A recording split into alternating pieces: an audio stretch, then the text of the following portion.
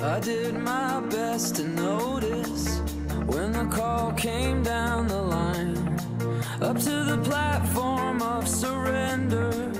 I was brought, but I was kind. Hi, I'm Ryan Hreljac. I'm originally from Kentville, Ontario. I'm 22 years old, and this is my first video vlog, and it's just generally about what's going on right now. It's early May, I guess you could say, and I'm getting ready to go back to Uganda for the 15th anniversary celebration of the very first well that was drilled. And I'm really excited to be going back after all this time. It's going to be a celebration for the community and to basically see how far they've come with what they've been able to do. And yeah, so I'm really excited about that. When I was a kid, I remember I thought that one well was going to fix the entire world's clean water problem. I thought that, you know, one well would do it. I was 6 years old, I was naive, I was pretty ignorant to what people told me, and I was stubborn. Like, I slowly got used to letdowns. Well, it's actually going to cost $2,000. Well, it's actually not one well that's going to fix the world's clean water. It's going to take a lot of wells. Actually, we're going to need a drilling rig. Actually, there's different countries too that have water.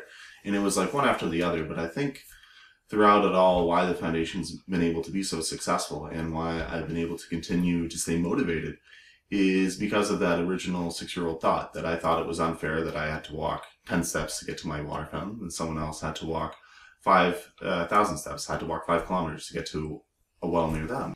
I used to think that the world was so different, that people were from different cultures, from different places. Like, I was from Kentville, Ontario, and I thought the entire world worked like Kentville, Ontario, and then I thought the world was so different. But when I was hanging out with these kids, it just made me realize that, you know, they were just kids. They wanted to have fun. They wanted to go to school. They wanted to laugh and live their lives. And it made me realize how similar we all were. And it kind of helped stay with me over these years. And why I continue to be involved is because to give kids that opportunity to be kids. And sometimes it's as simple as giving clean water at their schools and at their homes so that they don't have to worry about that. I think through the years and through, I remember when I was a kid, I gave so many presentations to different schools and churches and organizations when I was a kid, and then growing up, and now through social media, there's so many people who have become part of Ryan's Well and become part of the family and been able to contribute in their own ways, whether it's through sharing the world, sharing the word, through donating,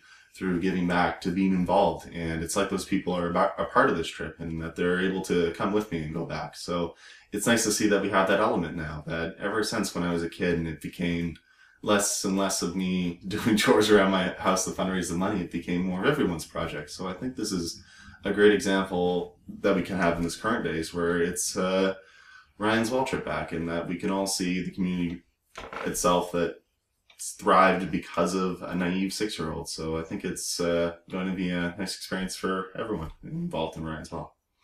Thanks so much for watching the first video vlog with Ryan. No, it's been fun, guys. And yeah, if you have any questions at all, feel free to tweet or Facebook Ryan's Well, or hopefully we'll have more Q&As and more content in the future. And yeah, and hopefully we can stay connected and continue to do the work we do at Ryan's Well, because it's important to give more kids and give more communities the capacity to build for themselves. So hopefully we can continue doing that. And this is one of those things to help out. So have a good one, guys. Are we human, or are we dancer?